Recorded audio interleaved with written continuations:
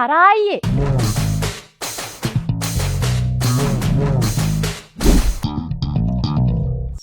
සරා නෙමේ මල් සරා. අනේ සරායියේ තව එක chance එකක් දෙන්න. අනේ please. මල් සරා වුණත් විදින්නේ වතාවයි 2යි 3යි. ආදරේ කියන දේ සෙල්ලමක් වූ තරුණියකට මල් සරාද සෙල්ලම් බඩුවකි. පිස්සු කිරි හට්ටි.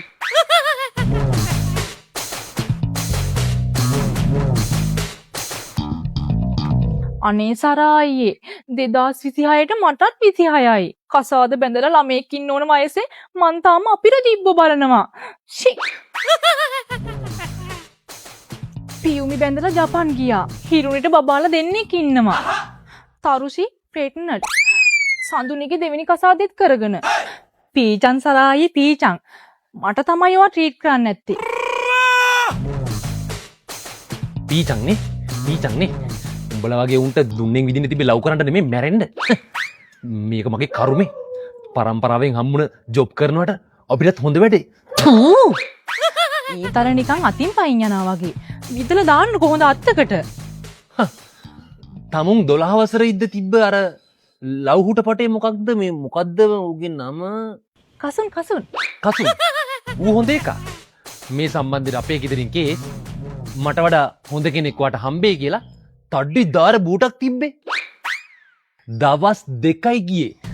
අත්දොකු ටී-ෂර්ට් එකක් දාගෙන තඩ්ඩි ලොකු හෙල්මට් එකක් දාගෙන බස් එකක් කියලා හිතාගෙන ලයිට් දාලා CT100ක් පැදලා අර රංගපු එකා කවුද? පසින්දු අයියා. අපේ ලොකු අම්මගේ පුතා. අන්න ඌත් එක්ක පැටලුණා මතකද? ඉතින් ඔයා නෙව්වේ. මං එව්වේ කසුන්ව. උඹයි තෝරගත්තේ ළඟින් නෑදෑ වෙන අයියා පසින්දුව. ඊයා.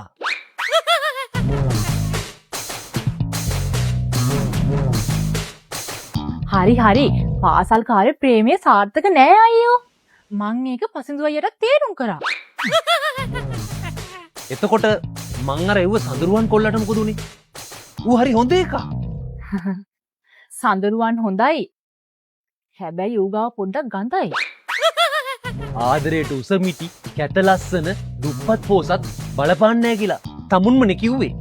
ඒ වුණාට ගඳ සුවඳ ටිකක් බාධාවක්. සඳරුවන් එක මට ඉන්න තිබ්බා. මට නහයක් කියලා එකක් තිබ්බේ නැත්තම්. කරුමය පණ පිටින් එන්නේ මෙන්න මේ වගේවත් එක්ක. කොල්ලනේ පරිස්සම් වෙයල්ලා. සරායියේ විද්ද නැත්තම් මං තරහයෝ. අන්තිම ඊතලේ අන්තිම අවස්ථාව හරි. හරියන් අනිත් පැත්ත. හරි. ඒ වදේ යකෝ. මේ සරායියේ ඇයි බං?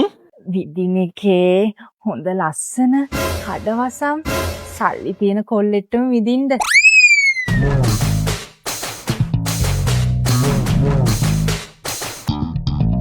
මේ වගේ ඇටර කිරි හට්ටියොන්ට මල්සර හීයෙන් විදිනට වඩා හොඳයි